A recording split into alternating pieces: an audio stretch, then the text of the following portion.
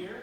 For those of you who were with us in February, I hope you enjoyed Mr. Barry Elliott's presentation of his postcard project. If you didn't get a chance to see his demonstration of his interactive postcard map, it is available for you to use for free on our website. So if you haven't had a chance, it is really, really cool what he was able to put together. And I encourage you to take an opportunity to go ahead and look at that. But you have come to us today to listen to a wonderful talk on a local Lincoln Highway icon, Idlewild Park. And so please allow me to introduce to you our guest speaker for today, Ms. Jennifer Sopko. She is a Pittsburgh native. She graduated with a bachelor's degree in English from St. Vincent College, and she has worked since then as a freelance writer in this area, notably for the local newspapers, the Ligonier Echo and the Latrobe Bulletin. She also is affiliated with a couple of the other historical sites in our area. She is, I believe, the secretary for the Ligonier Valley Rail Road Association, and she also works with Westmoreland Historical Society on their magazine publication. So we are very, very, very, very glad to have Jennifer here, and she has set up some of her published works. She has a book on the Ligonier Valley and some of the vignettes. I think that is the word you use, some Ligonier Valley vignettes, as well as a book that she has spent a lot of time researching, and she's going to share a little bit about today as part of her presentation, a book on Idlewild Park and its history as a Westmoreland County amusement park. And we're going to hear so much more about it, and I'm very, very pleased to introduce to you Ms. Jennifer Sopko.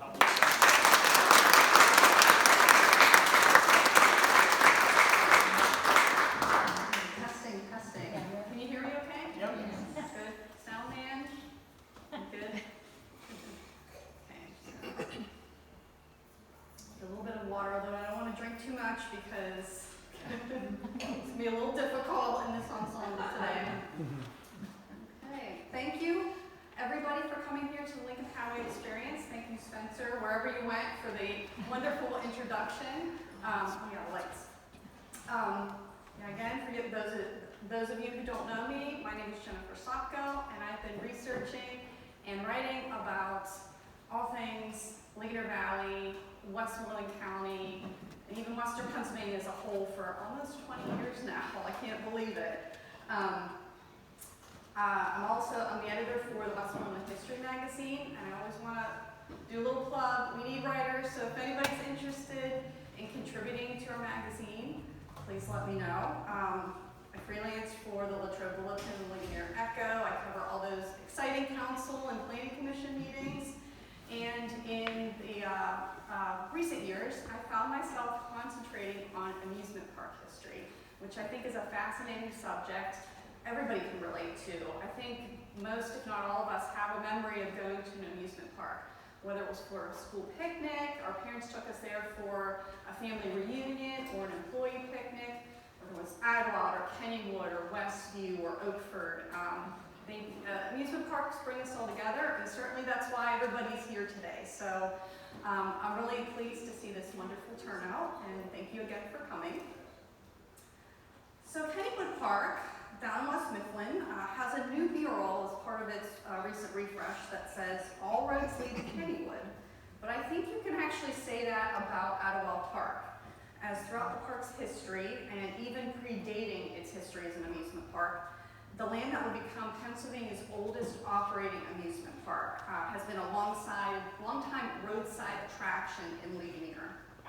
And many historic transportation routes have passed through the Ligonier Valley, the Indian trading paths and the Forbes Road military route, the Pittsburgh-Philadelphia Turnpike, the Ligonier Valley Railroad, and the Lincoln Highway. So whether you're coming on foot, by horse-drawn stagecoach, by steam-powered locomotive, or by automobile, all roads do lead to Idlewild Park. And the road that still leads to it today and has led to it for 110 years is Lincoln Highway. So Idlewild is indeed Pennsylvania's oldest operating amusement park, and it's the third oldest in the United States. 2023 marks its 145th anniversary. And today I'm going to try and squeeze as much of its history as I possibly can into this presentation, and hopefully I won't keep you here for another 145 hours. I might though. So when you talk about the history of Idlewild Park, you have to acknowledge the history of the Ligonier Valley Rail Road, which founded the park back in 1878.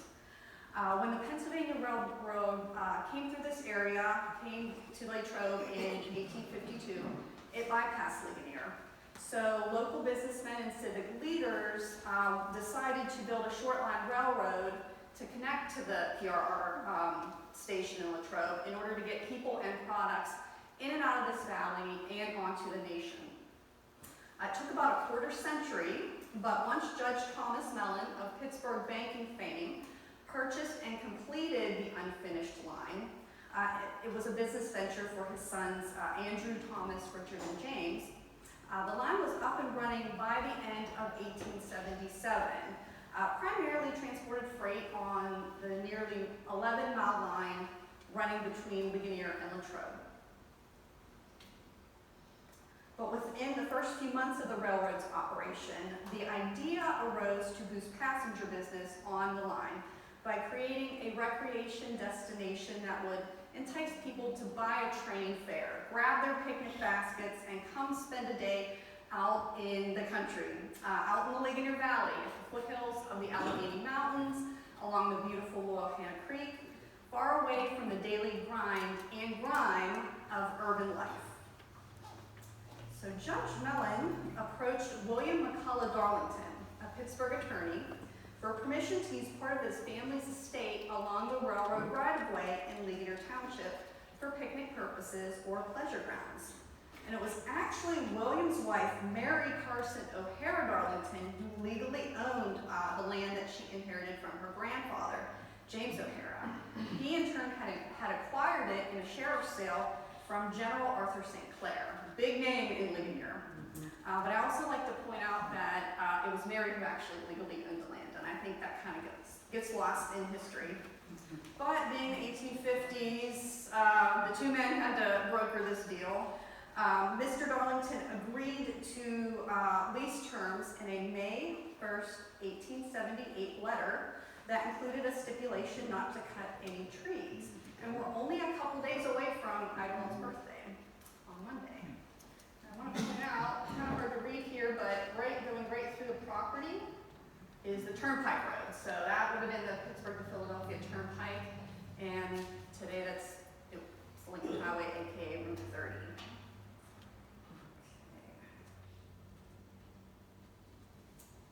Okay, the 1878 letter read, "Dear Sir, in compliance with your request, I will and do hereby agree to grant to the Ligonier Valley Railway Company the right and privilege to occupy for picnic purposes or pleasure grounds that portion of land in Ligonier Township, Westmoreland County as follows. The strip or piece of ground lying between the railway and the creek and extending from the old cornfield to Bayard's Run.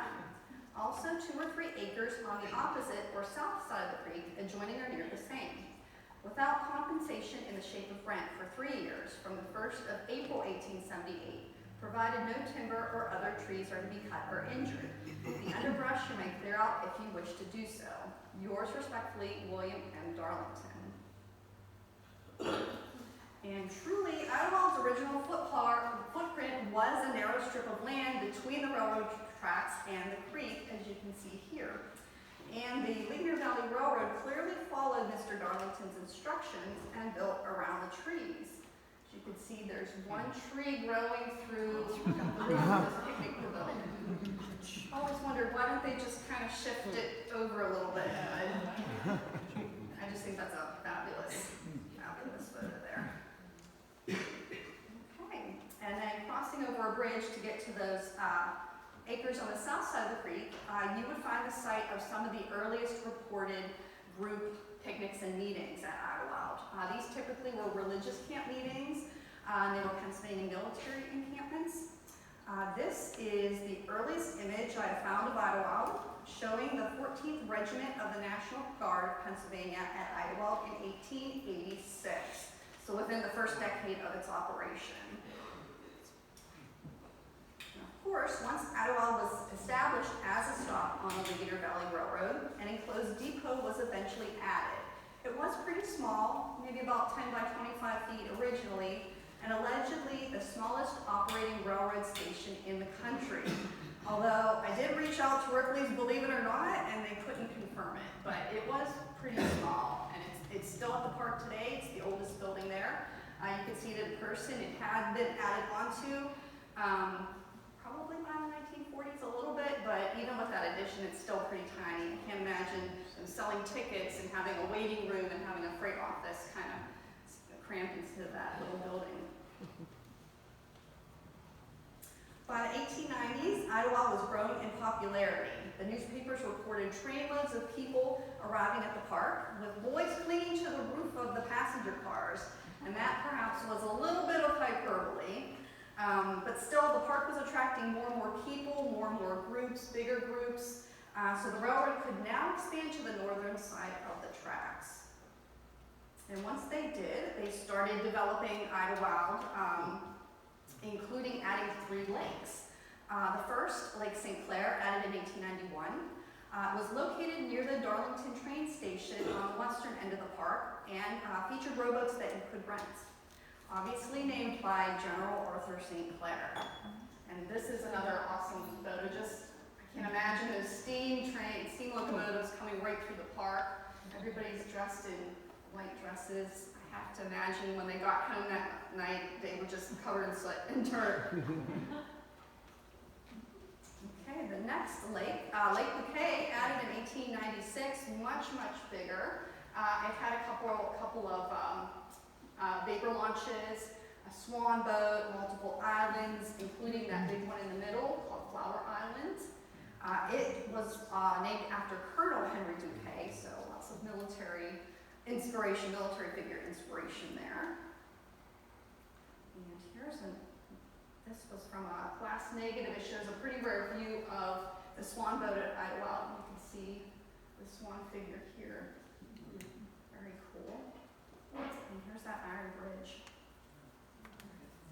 Yeah. Wish that was still there. It's very, very decorative, very beautiful. Okay, there was also Lake Woodland, kind of a short-lived lake, added in 1899. There's not very many quality images of it that I've been able to find, but if you think of where Daniel Tiger's neighborhood is located today, right back in that area is where it used to be. Okay. 2 historical Ligonier Valley Railroad era buildings are still used at the park today for some of the largest group picnics and events.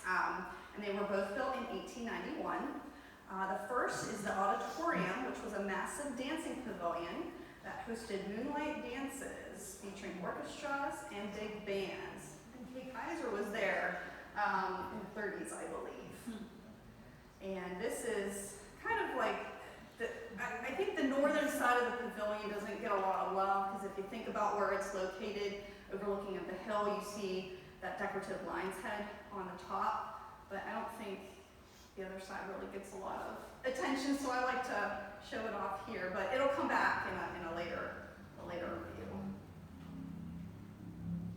Also in 1891, the other large building added that year was the dining hall, equipped with a kitchen, spring water, and natural gas. Pretty state-of-the-art for the time, I think. And by 1891, we see the park's first amusement ride appear, a steam-powered merry-go-round. Early proprietors included Moses Buffum Parsons, a retired oilman from Ligonier. He owned the steam riding gallery pictured here. Idlewild also had some carousels from the T.M. Parton Company, a well-known carousel and roller coaster manufacturer who also owned and operated Westview Park in Pittsburgh.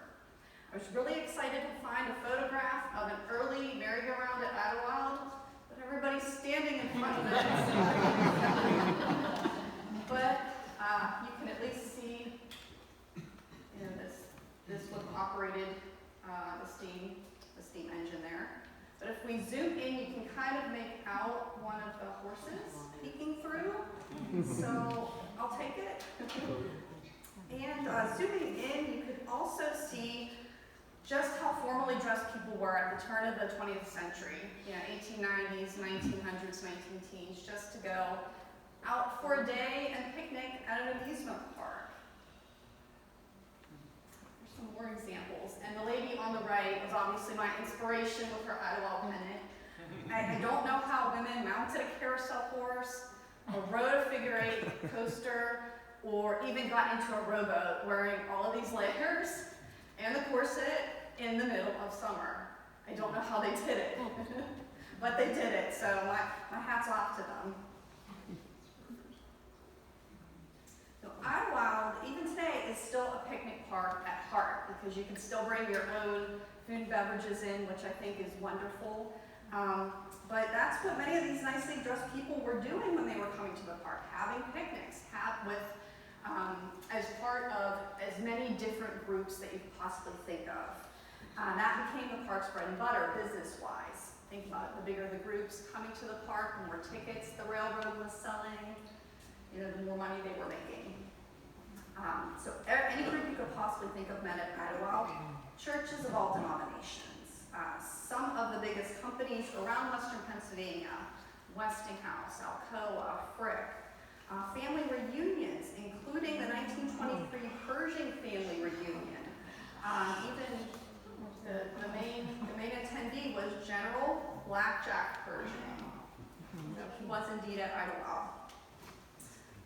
Other groups that had picnics, fraternities, there were political rallies, school districts, Sunday schools, social clubs, unions, and even the Ku Klux Klan hosted picnics at Idlewild in the 1920s, as they did at other amusement parks in the area. And the group picnics and the people that were part of them at Idlewild were mainly transported by the Ligonier Valley Rail Road and Pennsylvania Railroad excursion trains. But by the 1920s, folks would be arriving by automobile as well, along the then 2-lane Lincoln Highway, which, as we know, was founded in 1913 and passed right by the park.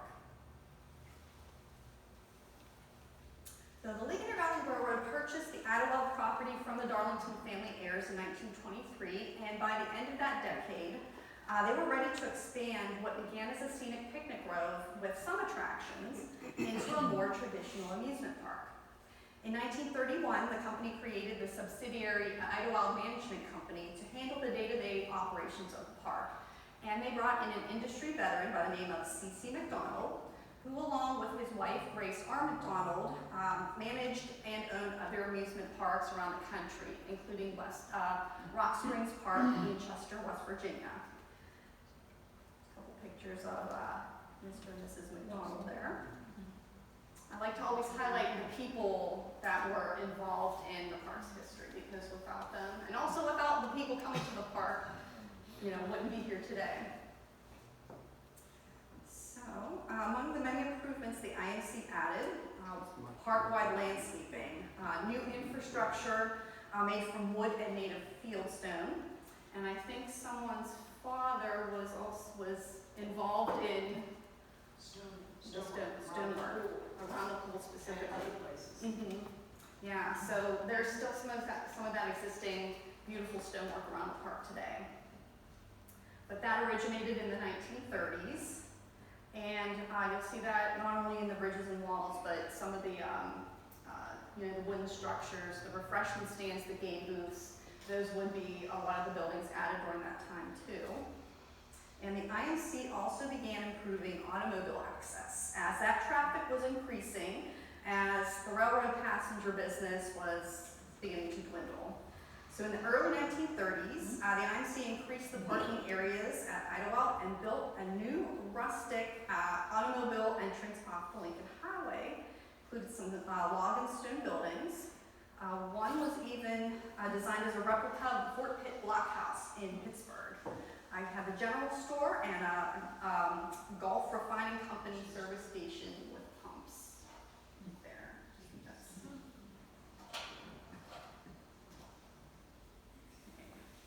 So the IMC also added electricity to the park, and that meant Idlewild could be open at night, and it could also have electrically powered rides. Macdonald family, which also included sons Jack and Dick, added many classic rides to Idlewild during their 50-year tenure as stewards of the park. And I want to highlight a few of them here. The Caterpillar, much missed ride there. I would love for them to bring it back and restore it. Hint, hint, Jeff. The Rumpus, Idlewild's only dark ride. If you think of the old mill at Kennywood, this was a dry version of that, basically, or the Lucas show ride that they used to have there. It also had Laughing Sal, kind of a caricature of a woman, sort of dummy at the entrance, scaring and laughing at people. This ride, sadly, was lost in a fire, overnight fire, at the very beginning of the 1947 season. So, the Scooters, the bumper cars, classic ride, added in 1931. Still there today, although the bumper cars themselves are a little different. But still a ride we know and love today. Anybody remember when the Rockets were at Idlewild? Yes. I think Kennywood had these too. I never got to ride a ride like this. I just think the view of the creek as you were going around would have been amazing. And then you can see the tilt-a-whirl in the background on the left. And two of my favorite rides there were built by the Philadelphia Toboggan Company, which is still in business today. They're known as Philadelphia Toboggan Coasters, Inc. now. PTC Carousel number 83 was one of the last wooden carousels built by the Philadelphia Toboggan Company in 1930. It spent the first season in Atlantic City, New Jersey, before it came to Idlewild in 1931. And I just think it's such a beautiful, just the artwork, not just the mechanics of it, but just you think about all of the artistry, all the time it went into carving those horses and painting them. And it's wonderful that the park is working on restoring number 83. It's taking a few years, but I'm excited to see all the horses and all the rounding boards and all the beautiful murals restored the next few seasons. And PTC also built roller coaster. The park's first roller coaster was added in 1938. It's actually a kiddie coaster, but I think it, packs kind of a wall up for being considered a kiddie coaster. So opened in 1938, designed by Herbert Schneck, who was the lead engineer and eventual president of PTC. There was a long-standing local legend that they used trees at the park to build roller coaster. I haven't found any photographs or anything proving that, but the newspapers did report that oak trees from the park property, whether they were actually cut or whether they had already been fallen, who's to say, but the newspapers did say that they used oak trees to build roller coaster, and they set up a sawmill on site to produce the lumber for the ride.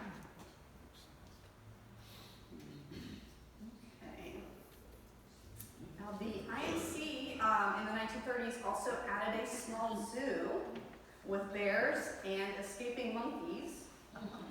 Here's Mama Bear with her little cubs. And the bear house, that beautiful fieldstone house, is still there. You can see it as you're in the queue line for the Flying Aces ride. Idlewild did offer entertainment in its early years, like parades and balloon ascensions. But the IMC also established regular, consistent entertainment from traveling acts such as circuses, trapeze artists, the human cannonball. Regional national touring musicians would also perform on an outdoor stage added in the 1930s. And here we see Abby Neal and her Ranch Girls. And I believe Abby Neal was known for playing a slide guitar. I wish she was not cut off in this image, as I think that would be really cool to see the leader. There she is. Yeah, Stella Parton, Dolly Parton's sister, also performed at Idlewild in 1976 for its centennial. We have Jimmy Martin and the Sunny Mountain Boys, Blue Ridge Quartet. Many different genres of music were performed at Idlewild over the years. And starting in the 1960s, the park began hosting a country music spectacular every Labor where frequent guests were Grand Ole Opry stars such as Minnie Pearl. She's seen here with Dick Macdonald on the left and longtime Superintendent Bill Luther on the right. And this is just a great view of the crowds that Idlewild would attract. See, everybody's looking over to the right towards the scooter area where they would have set up some of the trapeze configurations. That's where the stage was. So likely there's a free act happening right now, but I can't imagine that many people, being at Idlewild today. I mean, those crowds are just massive. Okay. In 1932, we see the beginnings of the SoakZone, a water park with the addition of a giant swimming pool. 200 by 80 feet. It also had a real sand beach, diving boards, slide, and a concrete platform. I don't think that would get insured today. Looks a little dangerous, but also really fun. Other Macdonald era attractions, including 2 miniature railroads, a clear nod to Idlewild's origins as a railroad park. The Idlewild Express, seen here, was added in 1939, and it traveled around the perimeter of Lake Duquesne. Unfortunately, with the growth of SoakZone, it was removed, so it's no longer there today, but we still have the Loyalhanna Limited. And that originally had a steam locomotive, and like it does today, it crossed the Loyalhanna Creek. Idlewild had a long-time penny arcade added in the 1930s, and it lasted until, I believe, sometime in the 2000s. And does anybody remember the grandmother's predictions fortune teller that was there? Yep. A staple of the penny arcade. The little showboat replaced those earlier vapor launches, and there was also a motor launch going around Lake Duquesne. This was added in 1958 or 59, I believe. Looks like it's a little heavy in the back there. The park also added a new zoo called Frontier Safari Land, also called Frontier Zoo. That was where the old Woodland used to be, where Daniel Tiger's neighborhood was.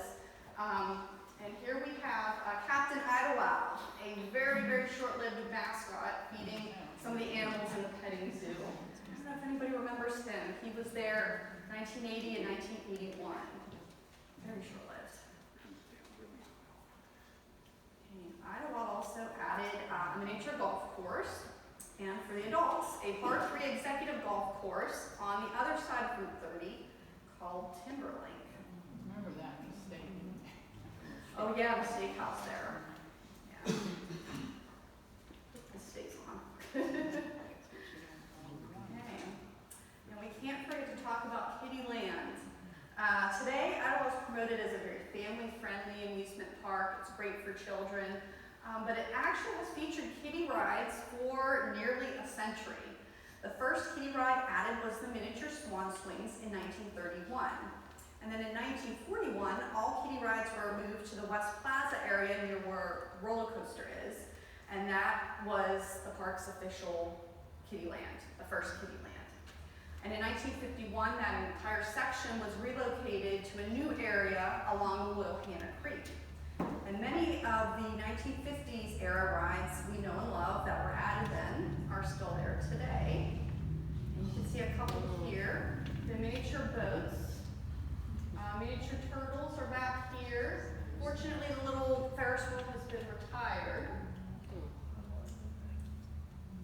But still there today is the little Doodlebug kitty bus or kitty trolley. We think it looks like the Doodlebug that used to operate on the Ligonier Valley Rail Road in its later years. And that's probably what inspired the park to name it as such. Kitty hand cars, also still there today. I love these. I love the adult size versions. The park had commissioned new hand cars a couple years ago, And one of these vintage ones that's been restored is now on display at the Westmoreland Historical Society as part of the Westmoreland 250 exhibit. So if you get a chance to stop by and check out that wonderful exhibit, you'll see one of these kitty cars there. Okay, now we come to Storybook Forest. It's now a part of Idlewild Park, but it was originally a separate attraction. This walk-through children's park opened in June 1956 with scenes featuring live characters and figures based on popular nursery rhymes and fairy tales. The park was owned by the Macdonald family and designed by Arthur Jennings, who the park hired around 1950 as a free act and who also became Idlewild's mascot, Happy Days. Jennings came up with the idea of a park that was built on a smaller scale for children, something that was based on emotion rather than motion. I also have to mention park artist Tony Domino, who was an accomplished painter and interior designer. He was also instrumental in bringing the Storybook Forest characters to life. Art Jennings designed all the original scenes at Storybook Forest, including a couple I've included here, like the Enchanted Castle with the talking golden knight, and the little old woman who lived in a shoe. I have to acknowledge some of the ladies who portrayed her over the years. We've got June Watts, who was the original old woman. In the middle, Nellie Gindelsberger. A lot of people remember her. And in most recent years, Eleanor Clark on the right. She was a longtime employee at Idlewild. I think worked there, if not for 50 years, between Idlewild and Storybook Forest, but pretty close. And after Art Jennings left, William J. Schrader, who was a self-taught draftsman, took over as Storybook Forest manager and added many creative scenes of his own, including the Crooked Man and his Crooked House, with the Crooked Cat and the Crooked Mouse, and a new Goldilocks and the Three Bears house. Does anybody remember the original automobile entrance to Storybook Forest? Again, Storybook Forest operated separately from Idlewild, had separate parking, separate admissions. When they took over the leadership of the Macdonald family business in the late 1950s, Cece and Grace's son Dick was responsible for Storybook Forest, while his older brother Jack focused on Idlewild, and they steered both parks over the next roughly 25 years. And during the Macdonald family's management and then ownership of the park, we see the Lincoln Highway figuring even more into its history with the official end of the Ligonier Valley Railroad. By the mid-20th century, rail travel fell out of vogue. Industry had declined in the Ligonier Valley. The coal mines and the coke ovens closed, and that hurt the freight business that also supported the railroad. So in 1949, the Ligonier Valley Railroad then sold the entire Idlewild property to the Idlewild Management Company. And in 1950, the Macdonald family bought out the Mellon family shares of the IMC to own the park outright. And the decision was made to abandon the Ligonier Valley Railroad and turn the line over to the state of Pennsylvania. After 75 years of active service, transporting 9 million passengers and 32 million tons of freight, the last run of the Ligonier Valley Railroad occurred on August 31st, 1952. And what's now today Pennsylvania Department of Transportation, aka PennDOT, planned to expand the Lincoln Highway from 2 lanes to 4 lanes by using the roadbed of the Ligonier Valley Railroad. And think about it. That would mean the 2 new eastbound lanes would slice through Idlewild Park, right through the middle. It's hard today to imagine a train coming through Idlewild, let alone speeding cars.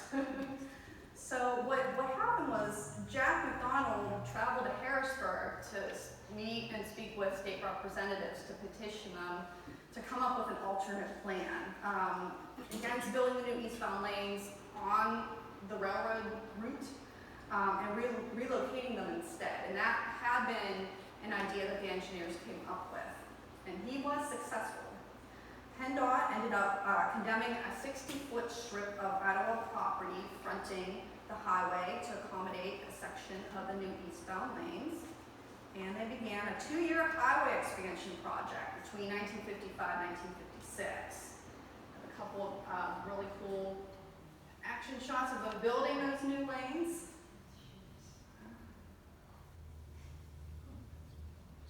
Imagine all the trees they had to. Mr. Darlington might not have been happy, but it was necessary to clear some of those trees. Just some, just fabulous slice in time. And then what had to also happen is the park's entrance was moved back. So they built a new one, which replaced the early 1930s log inspired buildings. And that was the 1950s and dual entrance and exit that operated as such for many years after. Again, it's hard to imagine speeding cars running right through Idlewild. So glad they came up with that alternate plan, because who knows what happened. By the early 1980s, the Macdonald family had managed and then owned Idlewild Park for more than 50 years. Cece and Grace had passed away, Jack and Dick were getting older, and the next generation wasn't interested in continuing in the amusement park industry, which is understandable. We all don't want to do what our parents did. We want to find our own, way in the world. So in 1983, the family sold Idlewild, Storybook Forest, and Timberlink to another longtime family-owned institution, Kennywood Park in West Mifflin. While its new owners and management saw ways to improve and grow Idlewild, they also realized that what made the park was so successful, so special, for more than a century at that point, was how different the scenic World Park was from Kennywood and other similar amusement parks. It had beautiful shade trees, the surrounding mountains, the picturesque Loyalhanna Creek. So there really weren't any plans to turn Idlewild into quote-unquote Kennywood East. But we start to see intentionally themed areas being developed at Idlewild once Kennywood came into the picture. The first was Jumpin' Jungle, added in 1983 to fill in the empty space between Idlewild and Storybook Forest, as those two parks were now combined. Buildings from the historic village near Storybook Forest, including a massive general store, were relocated to create Queen Holler, a turn-of-the-century Wild West town that complemented the Loyalhanna Limited mini railroad. Does anybody remember when the old timer was at Queen Holler? Yeah, portrayed by Steve Tomasic.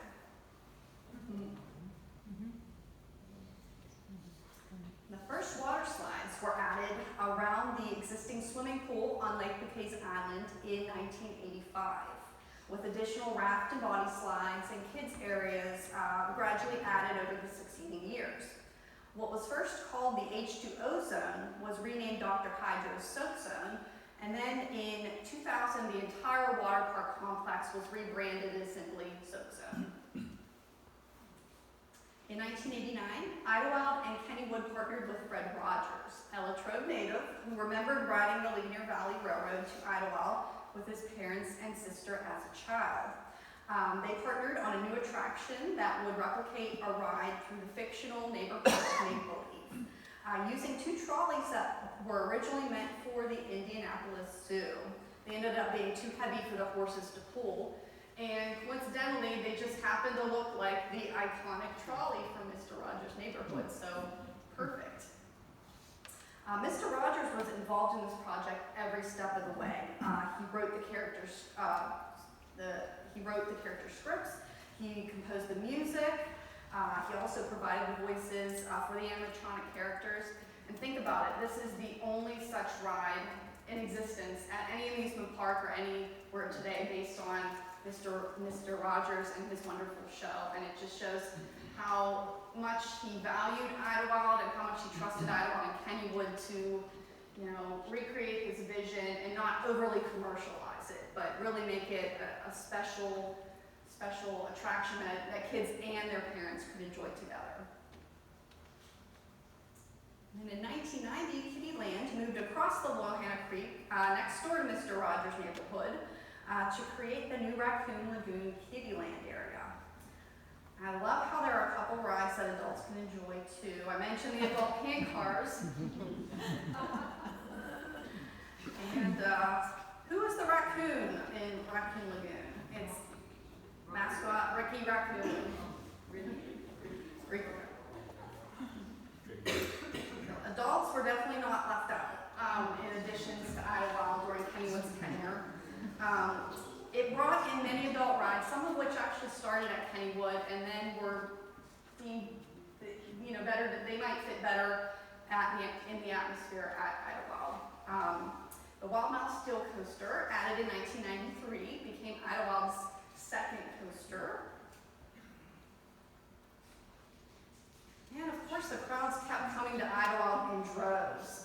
Here's a great view of the traffic backed up along Route 30 during a Greensburg Catholic Diocese picnic in 1985. And that's why the park now has the entrance system it does today. There's a new entrance further east off the highway, and then the 1950s era gate is now the exit. That's just crazy. I think people are just parked there. They probably ran out of parking spaces too. Okay, more changes. Idlewild underwent another ownership change in the new millennium. Kennywood was also a family-owned park for a very long time. The Henninger and McSwiggan families were involved for many, many decades. But in 2008, they decided to sell off their family of 5 parks, including Kennywood, Idlewild, and Sandcastle. They sold them to Parques Reunidos, an international company whose North American subsidiary, Palace Entertainment, now operates these parks. An immediate focus was SoakZone. That 1930 pool needed quite a bit of work. So in 2011, we saw the addition of the new Wowabunga Family Wave Pool, followed up by the Float Away Bay Lazy River you see here. And that was actually an idea that had been, pun intended, floating around as far back as when they were creating the Raccoon Lagoon area in late 1990. So it finally came to fruition. And in 2015, Mr. Rogers' Neighborhood of Make-Believe was rethemed as Daniel Tiger's Neighborhood, continuing the park's longtime partnership with the Fred Rogers Company, but also updating the attraction for today's generations of kids who didn't grow up knowing Mr. Rogers like we did, but they certainly know Daniel Tiger and his friends because they watch them every day on TV. So a great way to continue the attraction in the spirit of Fred Rogers, but still make it relevant for kids today. Other updates in recent years include the new Enchanted Castle added at Storybook Forest for its 60th anniversary in 2016. A new train for roller coaster commissioned from the original manufacturer, now Philadelphia Toboggan Coasters. 2020 was not a great year for amusement parks or for anybody really with the COVID-19 pandemic. But in the last couple of years, we're seeing parks starting to bounce back, including Idlewild. There's been new infrastructure improvements with new restrooms, a new bridge into Raccoon Lagoon, various ride refurbishments, including the return of the second green train on the Loyalhanna Limited. And we've got an ongoing carousel refurbishment that's led by longtime jack of all trades, Ed Ostrowski. So I can't wait to see it all complete. And Ed's probably one of the longest tenured employees at Idlewild, if not the longest. I'm gonna have to find out about that for sure, but also kind of wanted to bring it back to when, along with Rosemary Overly, Ed was park artist for Storybook Forest. And the two of them, along with Dale Johnson, were responsible for the carousel's mid-1980s restoration, and they also handled painting projects all over Idlewild and Storybook Forest.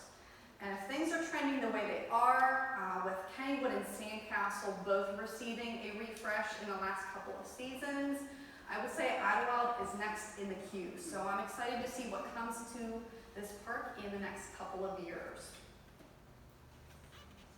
I like to say we've got a local, regional, state, and national treasure in our backyard here. Idlewild has received many accolades over the years. Received Amusement Today's Golden Ticket Award for Best Children's Park for 9 consecutive years. It was twice named the best park for families by the National Amusement Park Historical Association. It was also voted Most Beautiful Park by Amusement Park Guidebook. In 2012, it received Pennsylvania Historical Museum Commission Roadside Marker. And as I mentioned at the start of this program, 2023 marks Idlewild's 145th anniversary. It is the oldest operating amusement park in Pennsylvania and the 3rd oldest in the United States. And it's also one of only 2 surviving railroad parks. The other one is Ligonier Park in Utah. And if you liked all these wonderful images and the history of Idlewild that I shared today, a little bit of a shameless plug. If you want to learn more, I did bring copies of my book here. But even though the book is out, Idlewild's story continues. I'm always looking for photographs, documents, memorabilia, stories, and memories. Somebody brought a wonderful photo of Happy Days the clown today for me. Thank you so much. Because I'm sure there's information about the park. Like who exactly decided to call it Idlewild? Was it one of the Mellons? Was it somebody involved with the Ligonier Valley Rail Road? I would love to find out. So if you have any leads, if you have any information or photos you want to share with me, I am all ears. While Idlewild is one of only a handful of amusement parks that are currently operating in western Pennsylvania, at one time there were dozens all over this region. White Swan Park in Pittsburgh, Oakford Park near Jeanette, Rainbow Gardens in White Oak, Olympia Park near McKeesport, Monarch Park near Oil City, and a little obscure park called 4 Mile Creek Park all the way up in Erie, and those are just a few. And they're going to be the subject of my next book that I've been working on. It seems to be interminable because there are so many parks to cover. But if you have any stories or photos that you'd like to share for that project, also let me know.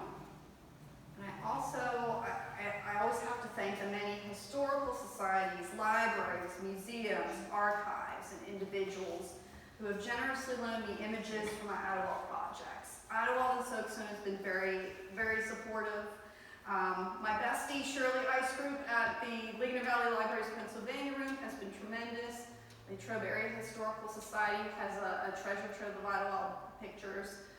Philadelphia Toboggan Coasters have been wonderful. They've let me come and check out their archives several times, so I really appreciate everybody's support. This is how we preserve local history, whether it's amusement parks or another subject. So I always have to give credit where credit is due. So thank you also to Spencer and the Lincoln Highway Heritage Corridor and the Lincoln Highway Experience Museum for welcoming me here today. I love talking about Idlewild, and I could go on for another 145 years, but I'll wrap it up. And I hope to see each and every one of you at Idlewild Park this summer.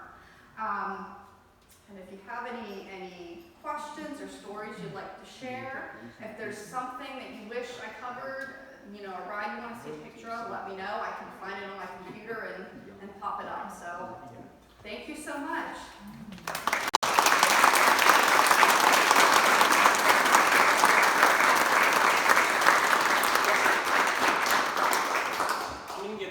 Turned on for questions, so be thinking of some. I think Dwayne has one. Why did they take down the log and why did they take down the wild mouse? Well, both of them are still there today. The wild mouse is still there. The wild mouse sometimes has trouble operating, and I believe it's because if it's, and Jeff will know a little bit more, when it gets very cold. I think it has to operate over a certain temperature. I know sometimes they've cut back some of the trees around it, but there were a lot of trees very, very close to the track, and I think when some leaves would also get on, that would cause a problem. Paul Bunyan's Log and Toboggan, I think, has had some maintenance issues. So are you going to open it back up again? The log and toboggan and wild mouse? Yes. We have a request, Jeff, to make sure those are operating this season. Yeah, and it's great that the toboggan is still there but the log jammer was removed, so, yeah. Any other questions or stories or? Yes?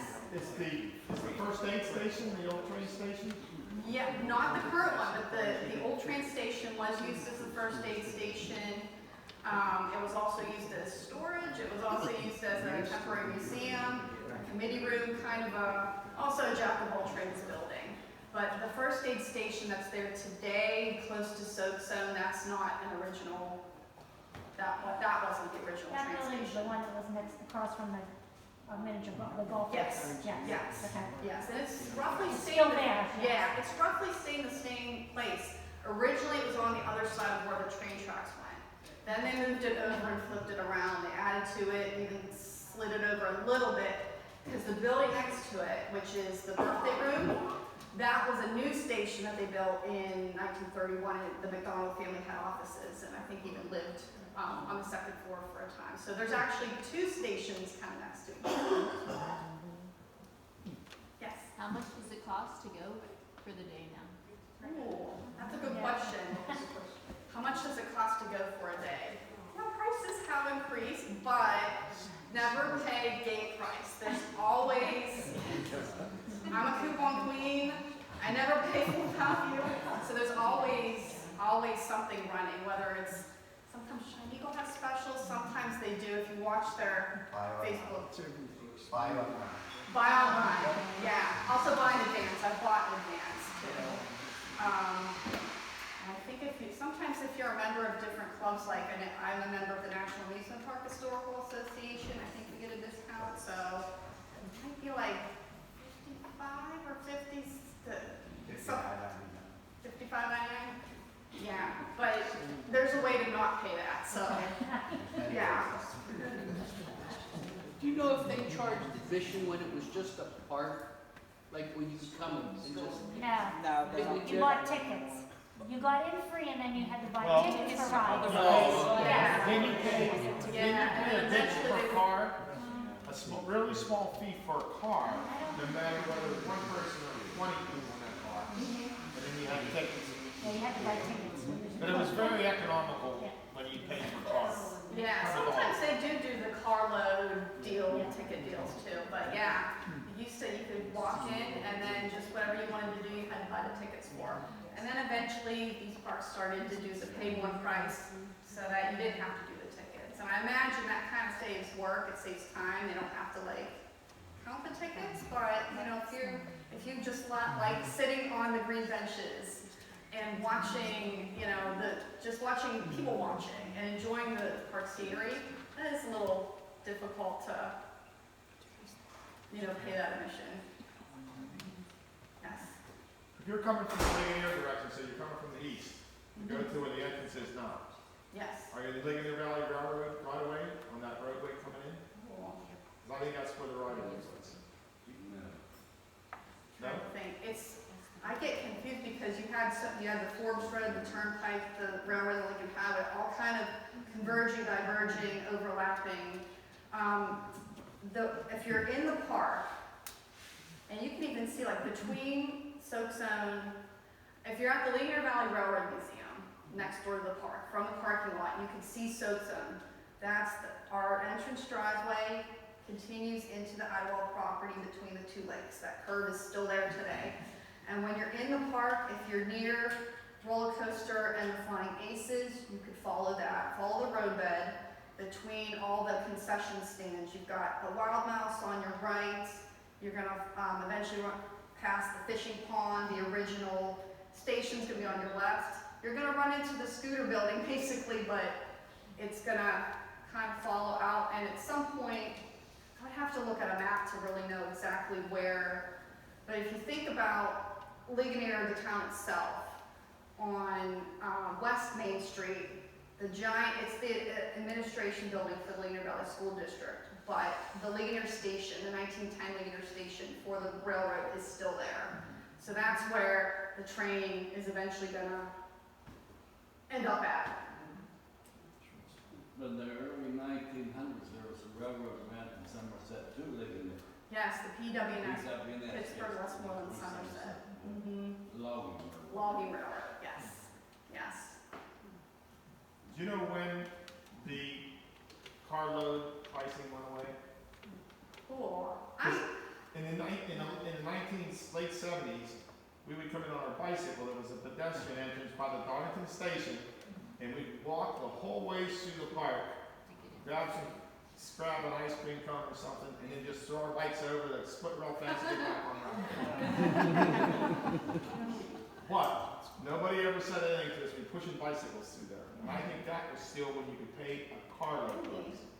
Maybe. Yeah, I haven't dug too much into like the finances, the ticket kind of. That would be interesting to see, like year to year, how the prices changed, how the tickets changed. That would be kind of an interesting take on it. It was sometime in the late 70s, maybe early 80s, where they had general admission at that place that you were just talking about, and there was a booth set up, and before you got into the park, you had to pay $2, I think it was, just to go through in there, because otherwise we would go in and have ice cream and play it every day at the arcade and stuff like that. But then all of a sudden it stopped for maybe a year or two, and then it closed. And the parking, I think, fluctuated too, because I think in one of those views, I could see like it may have been like 25 cents for parking, and now it's free parking. And Storybook Forest, I think, maybe had free park. Like they each had, one had free parking, one didn't, and the admissions were different. So that was kind of interesting to see. You know, if you wanted to go to both, could you kind of finagle getting the free parking? And I'm not sure. Did I hear that they've taken down the Ferris wheel? Yes, the Ferris wheel, the adult Ferris wheel, that one, it was actually a pair of Ferris wheels that was added to Kennywood in 1959. It came to Idlewild in 1984, and it has since been retired, and then the little kiddie Ferris wheel has been retired, but it's been strongly implied that we may see another Ferris wheel come to Idlewild in the future. I would love that, because Pittsburgh is the birthplace of the Ferris wheel, so we have to have one. But also, who on a date has not stopped at the top of let's say, Yes. Oh, Timberlake. Yes, there's been a lot of talk about what's going to happen to Timberlake. Back in the early 80s, before the Macdonald family sold the park, there was talk about doing campgrounds. And I think part of the issue was, you know, the cost. How are you going to get people from one side of the highway to the other? Whether it's a bridge, whether it's a tunnel, it was going to cost like maybe $500,000, a massive amount of money. And then also, I don't think that use was permitted in the zoning district in Leader Township at that time. I know that idea has been revived a little bit. I think COVID-19 really put the brakes on, you know, at least temporarily on moving forward with some bigger long-range plans, but I think we'll see something there eventually. Not this year, but it would be nice to see this property used. Anything else? Yes. A friend of mine worked the Ferris wheel, and one of the reasons they picked him is because he said the power of the motor wasn't strong enough, and you could get too much weight on one side and it stalled. Ooh. So he was good at guessing weights and keeping it. Oh yeah. You can't just say the road busted on one side. Well, that's how they have to load the spider too, I think. You can't really just do one, you have to. And then also like with the carousel, if you're taking horses off to restore, you kind of have to take one and then the same one on the other side to keep everything balanced, so. Back to the ticket thing. Back to the, yeah. When they used to always have tickets, the locals would go over when you would walk past the station and go in, and the people going back to Pittsburgh area, they would throw their tickets out to the kids, and we would all take on their tickets, and they could use them. So that was always an evening thing. You get an ice cream and you catch tickets. Nice.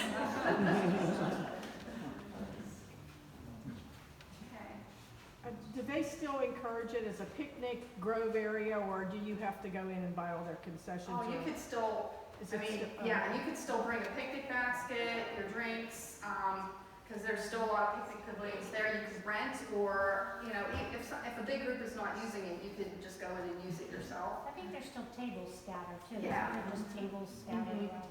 Yeah, you can absolutely, I mean, they have a lot of goodies there, like the potato patch french fries and the ice cream and popcorn, but you can definitely still bring your own food in, which I think is really, really nice. Yeah, what I was gonna say was when my children were young and they were in my preschool program, they would go to Storybook separate from Idlewild, and it was in May because Idlewild wasn't even open yet. And they had picnic tables and the kids would bring their lunch, and after they did the tour, then they would sit down and have their lunch. And I think even the admission was depending on your height, you may pay a different price depending on your height too. At Storybook. Yes. My in-laws lived in Crabtree, and he worked for Jamison Coal Company. And Jamison Coal would charter a train, and the families for the coal company would load all the Jamison companies out there, and they would come. So they'd go to New Alexandria, then to Pennsylvania, then to Ligonier Valley, and they let them off, and then they would go into Ligonier, turn a turning right there, and wait for them to come back again at the end of the day. So it was a company picnic where they also chartered a train to bring the coal miners' families.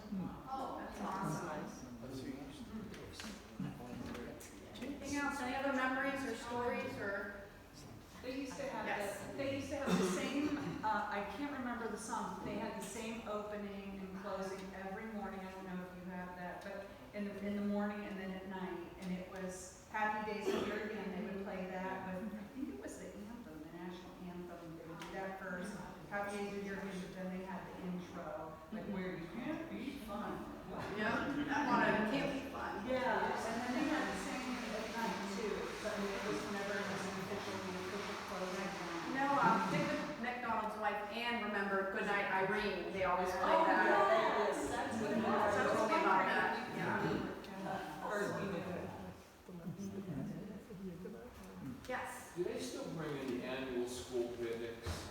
Like when I was in high school, they'd bring a couple busloads in from Johnstown. Yes, I'm not sure. They still have, there's a group salesperson there that handles all of that, but they still have group picnics coming and booking picnics. Like my school picnic was at Kennywood because I went to McKeesport High School. But The schools in Ligonier had theirs every year. yeah, and the Ligonier Valley Reunion was there every year.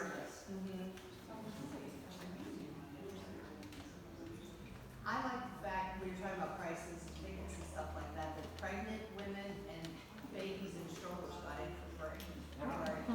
Oh wow! I know I think there's an age limit now, but at one point they were doing this preschool play pass where kids kind of in between, maybe they could ride a little bit, but not everything, so you got like a bonus pass. That was kind of nice.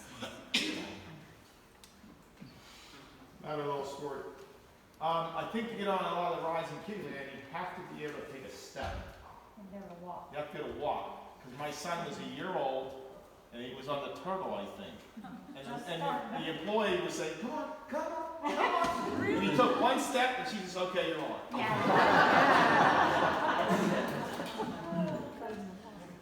I think adults could ride a turtle. You just have to have one adult per turtle.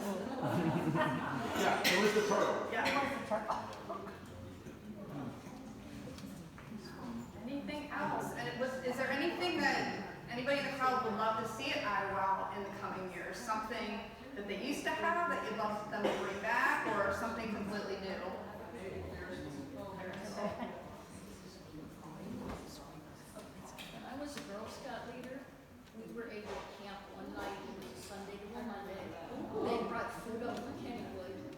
We got to do the tents and everything. It was kind of eerie being there with no rides working. Yeah. But Yeah. it was fabulous. They did it that year for the Girl Scouts and the Boy Scouts. Wow. I want to camp overnight at Idlewild. Well, it was back over towards where the railroad offices and all that. Mhm. That's where we camped. But they took care of us the whole day.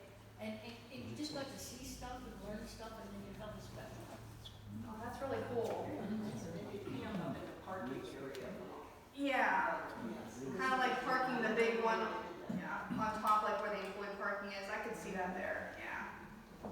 That's tough to walk up. I always like parking there because I'm kind of away from everything. But then after, you gotta walk back up the hill.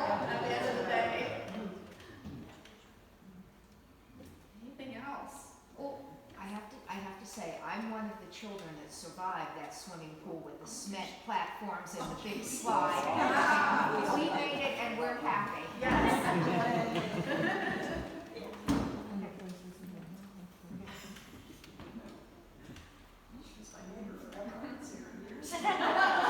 See, amusement parks bring people together. Idlewild brings people together. Thanks, Jennifer. Thank you. Well, you have another? Where Rita and I lived and her daughter, we could hear the music from the park. We could hear the roller coaster. Click, click, click, click, click, click, click. There's somebody lost adventures. We just didn't hear all the fact that there sometimes you would hear some really hilarious things.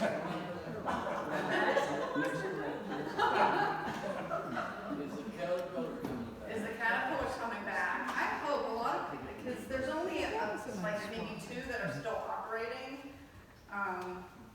I love that. Yeah. I know there was a rumor that snakes would kind of hide in a canopy and fall down. There were a lot of snake rumors, snakes in the carousel. But then I found a news article. In the rumpus ride, they had paper snakes. They had like little, I think one of the rides at Kennywood, you would go through and there'd be like thread hanging. It would tickle you. That was kind of like the idea with the paper snakes in the rumpus.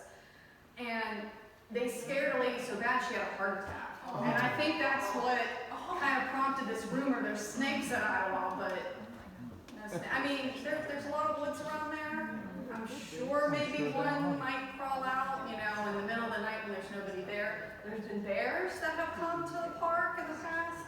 Not very often, but I don't think any snakes have fallen on people out of the rides. It's down to the story. Yeah.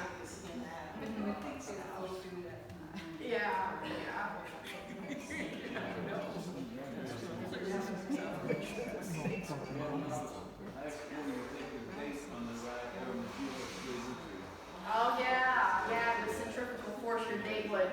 Yup. Yeah.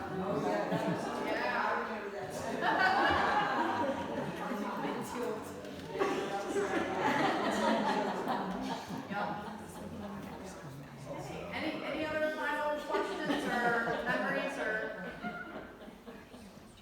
Well, thank you so much. This was awesome.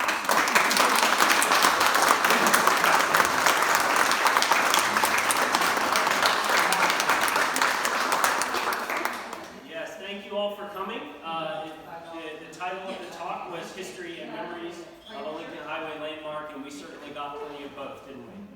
So thank you so much for coming. I want to thank Jennifer once again for being our guest speaker.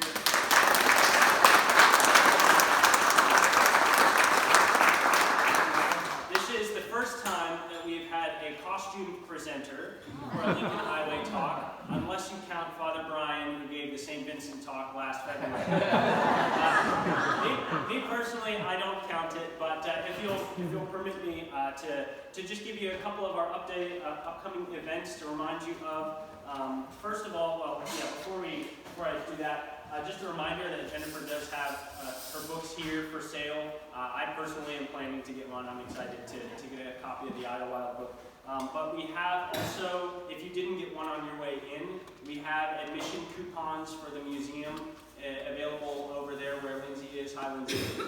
If you didn't get one, if you would like one for the next couple weeks, you get $4 off admission here at the museum, so please feel free to take one, take 2 on your way out. We have free museum day in the Ligonier Valley. Us and 5 of the other museums in the Ligonier Valley will offer free admission on Sunday, May 7th from 10 to 4. So please, if you have nothing to do that day, please plan to visit some of the museums here in our area. And if you visit, I think it's 3 of them, 3 or 4 or more, then you're entered to win a raffle for gift certificates. That's good for many of the stores, many of the shops in Ligonier. We also have supper markets starting up again very shortly. You may be familiar, we have on Wednesday nights, every Wednesday from 5 to 8, from the beginning of June to the end of August, we have live music and local food vendors in our picnic area over here on the far side of the building. Please, if you would like to come, we would love to have you on Wednesday night.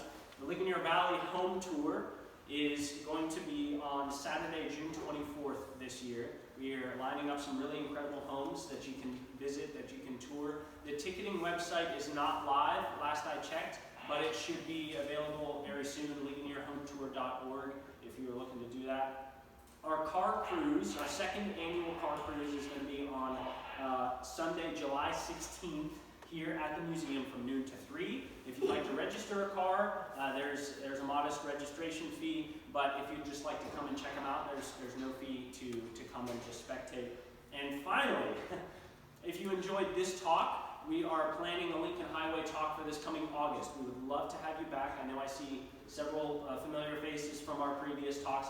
Please do plan to come for our August talk. There's no date on that yet. I have to get a commitment from our speaker, but since you're here, I guess you can get a little sneak peek. Maybe if the speaker that I've been talking to is able to commit for a Saturday in August, he's writing a book on the Duesenberg crash.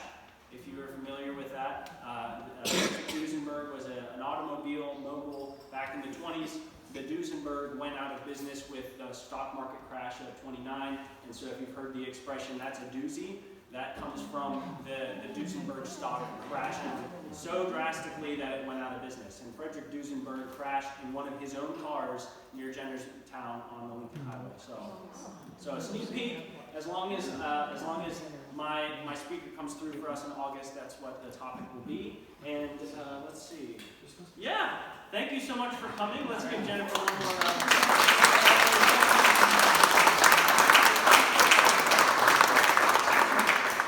Oh, and there's a lot of cookies left. There's coffee. Please get some on your way out. Thank you so much.